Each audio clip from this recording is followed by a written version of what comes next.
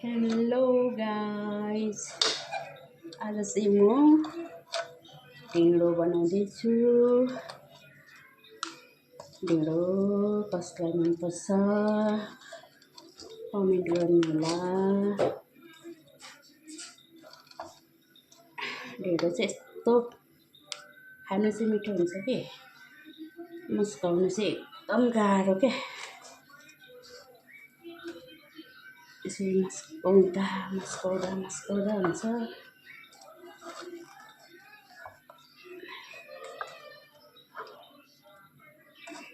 खाना चाहिँ एकदम मिठो, ओडाल्नु चाहिँ गाह्रो। हाम्रो नेपालीहरूको खाना ढिँडो, गुन्द्रुक, लोकल कुखुराको सुप, टिमुरको अचार है, कस्तो मिठो हुन्छ। मिठो मात्रै होइन, मिठो हुन्छ।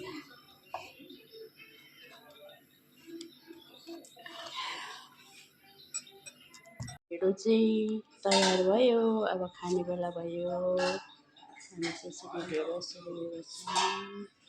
हेर्नुहोस् त यहाँ रेडी भयो। ढिँडोसँग चाहिँ यसरी घिउ अनि सुकुटी